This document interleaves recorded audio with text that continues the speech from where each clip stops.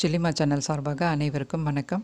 இன்றைக்கி காஞ்சிபுரம் இட்லி அல்லது அதுக்கு வந்து தாளிச்ச இட்லின்னு சொல்லுவாங்க. இதுக்கு 2 அழகு பச்சரிசி, 1 அழகு புழுங்கலரிசி, இந்த 3 அழகு அரிசிக்கு 1 அழகு உளுத்தம்பருப்பு பொங்க ஆட்டிக்கோங்க. அரிசியை கரகரன்னு அரைச்சிட்டு நைட்டே வந்து உப்பு போட்டு புளிக்க வச்சுருங்க. அந்த மாவில் ஒரு பகுதியை எடுத்து நான் ஒரு சின்ன கிணத்துல ஊற்றி வச்சுருக்கேன். இதில் 1 ஸ்பூன் மிளகு, 1 ஸ்பூன் சீரகம் சேர்த்து கரகரப்பாக அரைச்சி நம்ம அந்த மாவில் கொட்டிக்கலாம்.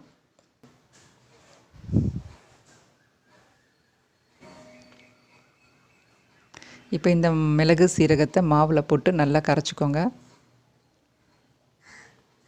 இப்போ ஒரு பேன் வச்சு அதில் நல்லெண்ணெய் ஊற்றிக்கோங்க. நல்லெண்ணெய் தான் நல்லா டேஸ்ட்டை கொடுக்கும்.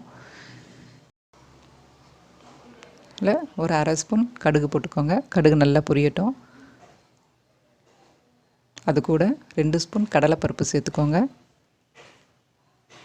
1 ஸ்பூன் உளுத்தம்பருப்பு சேர்த்துக்கோங்க. கொஞ்சம் கருவேப்பிலையை பொடியாக கட் பண்ணி போட்டுக்கோங்க. இதை நல்லா வறுத்துக்கோங்க. இதில் 2 காஞ்ச மிளகாய் கட் பண்ணி போட்டுக்கோங்க. இந்த இட்லி ரொம்ப நல்லாயிருக்கும். இது ஆறின உடனே மாவில் போட்டுக்கோங்க. சூடாக போடக்கூடாது. கொஞ்சம் ஆறினதுக்கப்புறம் போட்டுக்கோங்க. இது மாவை நல்லா கலக்கிக்கோங்க.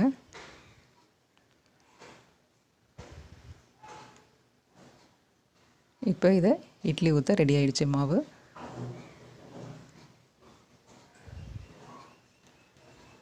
இட்லி சட்டியில் தண்ணியை ஊற்றி அதுக்குள்ளே ஒரு ஸ்டாண்ட் மாதிரி வச்சு அதுக்கு மேலே ஒரு தட்டு வச்சுருக்கேன்.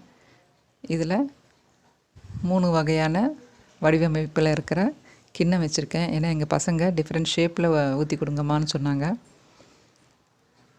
நான் இட்லி தட்டிலே ஊற்றி எடுத்துடுவேன். இவங்க கேட்டதுனால நான் இந்த கிண்ணத்தில் ஊற்றுறேன்.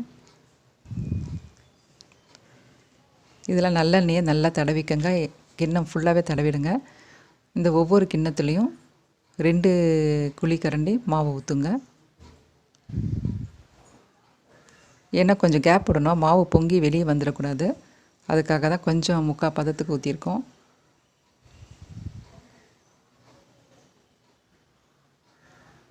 இப்போ இதை மூடி நல்லா வேக வச்சிடுவோம். இது ஒரு 5லேருந்து ஒரு 8 நிமிஷம் வரைக்கும் 9 நிமிஷம் வரைக்கும் வேக விடுவோம். இப்போ வெந்துருச்சு. மாவு பாருங்கள் மேலே எழும்பி வந்திருக்கு. அதனால தான் ஃபுல்லாக கொஞ்சம் ஊற்றக்கூடாதுன்ட்டு நான் 3/4 பதத்துக்கு ஊற்றியிருந்தேன். இப்போ இந்த வெளியில் எடுத்துட்டு இதை நல்லா ஆற வச்சுட்டு நம்ம வந்து எடுக்கணும். அது ஓரத்துலலாம் நம்ம கிளறி விட்டோம்னாக்கா அழகாக வந்துடும்.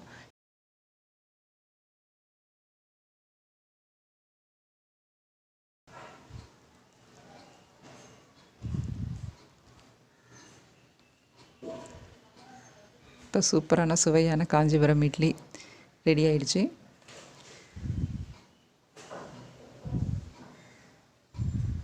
நல்ல உதிரியாக இருக்கும். சாப்பிட ரொம்ப நல்லாயிருக்கும். நான் ஒரு ஈடு இட்லி தட்டுலேயும் ஊற்றினேன். அதுவும் அருமையாக வந்திருக்கு.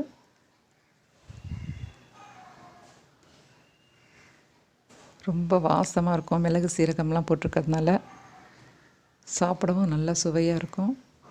இதை நீங்கள் செஞ்சு பாருங்கள். இதுக்கு தேங்காய் சட்னி அரைச்சி வச்சுருக்கோம்.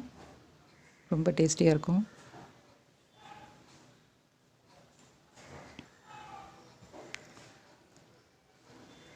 இப்போ இந்த இட்லியை பிரித்து பார்ப்பேன். எவ்வளோ சாஃப்டாக இருக்குது பாருங்கள்.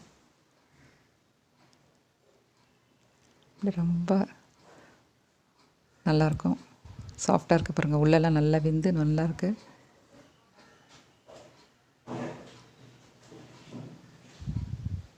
தேங்காய் சட்டியில் இப்படி தொட்டு இப்படி சாப்பிட ரொம்ப நல்லாயிருக்கும்.